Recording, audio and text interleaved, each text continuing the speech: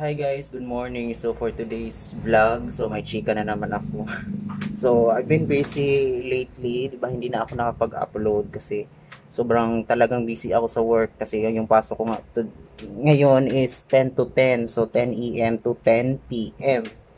So obviously hindi na ako makakagawa ng mga contents. Ang dami ko ng mga naka-line up na iko-content pero well, ito na-trigger ako at ngayon ay kailangan nyo talaga itong mapanood. So ngayon guys ay hindi na tayo magpatumpik-tumpik pa no. So actually I made this video to be honest para ma-aware yung iba kasi obviously nakita yun naman sa thumbnail at saka sa title din na yun nga 'di ba? So I have pimples ngayon. Ayan guys. So actually oo, 'di ba?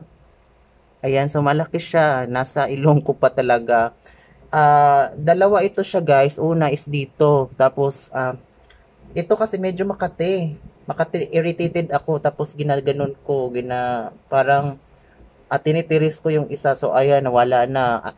Luckily nawala siya. Tapos yung ano naman, yung sumunod na araw, hindi naman as in tumubo agad. Medyo Kati na naman siya dito. So ito na yung part na yun, guys, oh. So makati tapos nung kinabukasan, ayan na siya, nagkapula-pula na siya. So dalawa nga ito, guys, eh. Tapos ngayon nagsanib puwersa, ayan naging isa na lang. So naging ano siya, naging 2 in 1. Ayan. So kaya mga medyo lumaki, 'di ba?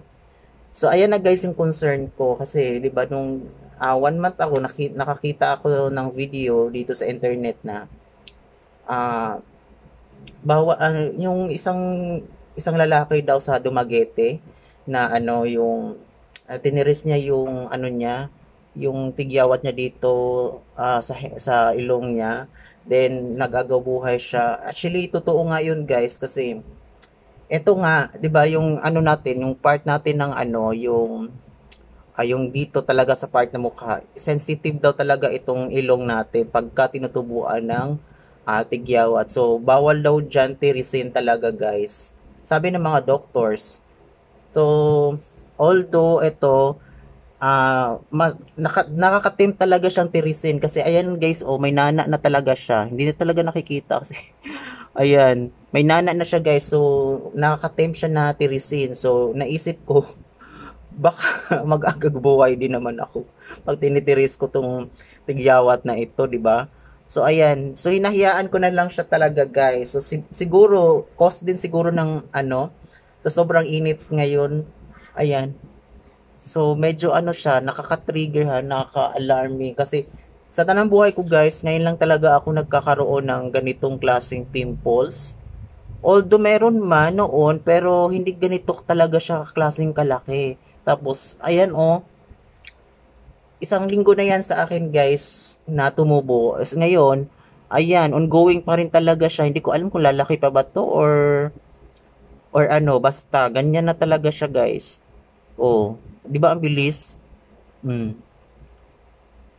Ayan, sobrang laki. So gusto ko siyang tirisin pero naalala ko baka kasi 'di ba, kasi sensitive daw talaga dito sa part ng ating ilong. Kapag ka daw kasi tinitiris natin ito tapos may daw to guys yung part ng dangered area sa ating mukha.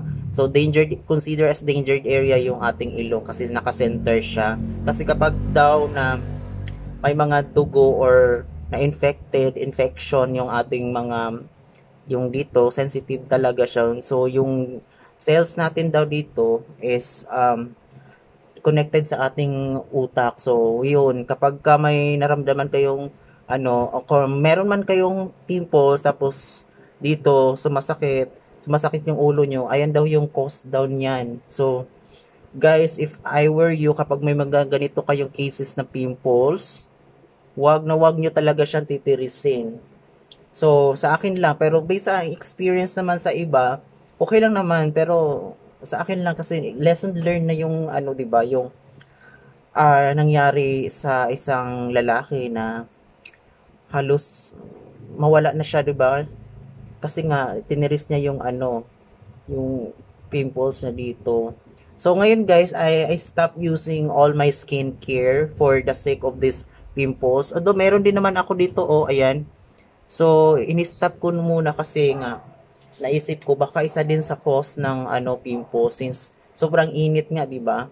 So sa hindi naman talaga ako as in consistent na nag skincare kapag ka gusto ko lang or kapag ka trip ko lang na ganito gawin ko, mag skincare ako today. So hindi talagang hindi siya consecutive, talagang alternate. So every other day mag-a-apply ako, then of course sa sabon, consistent ako sa sabon, pero sa mga pahid-pahid hindi ako consistent. So ayan, may times lang talaga guys na gusto kong gawin yung mga bagay-bagay na sa skincare, 'di ba? So pero sa ano kasi sa talagang consecutive na yung araw-araw. Nakakatamad na rin talaga, guys. So sa akin lang is kapag naliligo ako, ayan, sabon lang, everyday use. So talagang daily routine ko na talaga yung maligo. Of course, yan talaga ang pinaka-importante. So ayan, so if you are asking me kung ano yung sabon ko, yes, I use Dove Sensitive kasi since before, naalala ko, talagang mas hiyang talaga ako sa Dove na sabon na sensitive. So, yung blue na kulay, blue na odorless, yan, na sabon. Yes, although lahat naman ng Dove, pero yun talaga ang pinaka-suited sa skin ko kasi sensitive nga, di ba? So, ayan guys. So, hindi ko alam kung kailan ito mawala. Etong talagang pimples na ito. Pero, talaga siyang masakit. Hindi siya as in na, makirot-kirot lang talaga siya, guys. Pero nung una talaga, super irritated ako, guys. Kasi hindi ko matukoy kung saan. Kasi itong part na to, itong lahat ng part na ito, guys, sobrang pula. So, akala nila, nagpaparitoke ako. Sabi ko, kontento na ako sa ilong ko, magpaparitoke pa ba ako? So, without knowing na ano pala yun, yung talagang sinyalis na ng pagtubo ng ng isang volcanic. So, ayan, malapit na siya mag-interrupt. Mag-erupt pala. Volcanic eruption. Ayan. So, sana mag-erupt na ito, guys, para at least man lang talagang ma-heal din natin atong skin na ito. So, from the chicken pox, ayan, so nangyari na sa akin last year. Ayan, so hindi pa maano sa isip ko. Ayan. So, may mga ako guys, scars. Ayan, oh. So, mahirap.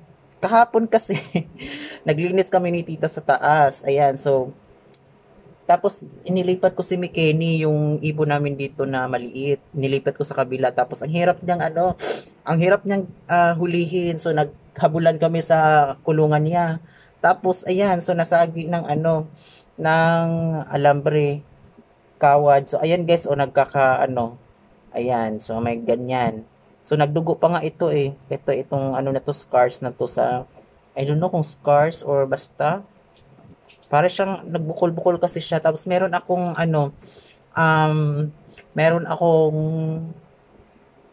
ganito din sa likod ko. Tapos dito sa puwitan ko. So sobrang napaka talaga. Tapos dito sa dibdib ko guys.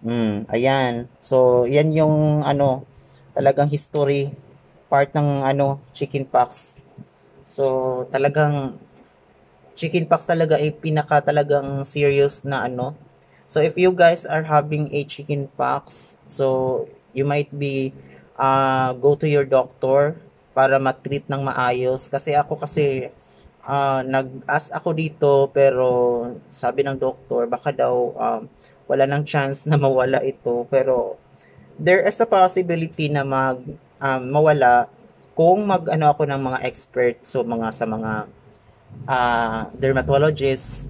So, guys, alam niyo naman na medyo mahal at kapos muna tayo sa budget ngayon. So, ayan muna, tis muna tayo dito. So, bahala na. Ayan, so, kapag kasi may mga taong gusto sa'yo, so, whatever your flows, siyempre, tatanggapin ka, diba? Pangit ka man or what. Basta, wala namang pangit dito sa mundo, lahat tayo maganda. Ayan, so, part yan. So, lahat kung may nag-crush sa'yo, so syempre tanggap nila yung kung anong ano sa'yo, di ba? So, syempre, kung may gusto man sa akin, so tatanggapin nila to yung mga scars ko. Ayan. So, ito talaga yung napaka serious talaga. So, nakakabawas ito ng confidence, no? Kapag ikay naghuhubad. So, ayan. So, ang dami ko mga ano dito, mga ganyan. So, it's part of my chickenpox journey. So, akala ko kasi kapag nawala na yung chickenpox mo, mawala rin lahat, pero hindi, nag-iwan talaga siya ng bakas. Although, luckily, kasi meron ako dito noon. So, you might be browse my other videos para makita nyo yung journey ko sa chickenpox ko, yung Scarminator Cream review. Ayan, nandoon yung perfect review. Ayan, meron ako dito guys, malaki. Ganito din siya, ganito. Pero, luckily, nawala naman siya. Pero sabi naman nila, hindi daw talaga mag-ano sa mukha yun. Nag-i-stay. So, well, medyo, ano ako dun agree kasi, bakit naman dito sa katawan natin, no? Kinukuskus ko na nga eh. I have a lot of cream na nilalagay dito pero wala pa rin guys. So, sa conclusion ko, parang hindi na talaga siya mawala kasi may mga ano-ano na siya. Para siyang kulani na, para siyang excess skin. So, bahala na talaga guys. So, thank you so much for watching and yeah, yung advice ko lang is kapag may ano kayo dito, wag nyo talagang tirisin. So, it's based on my experience. Yan. So, ako din natatakot naman ako. Pero hindi ko pa na-experience yun natirisin yung ilong. Ngayon pa lang, sana. So, naalala ko talaga, 1 month ago, nakakita ako ng video. So, sa GME Network. Ayan, dito. Same din sa nangyari sa akin ngayon.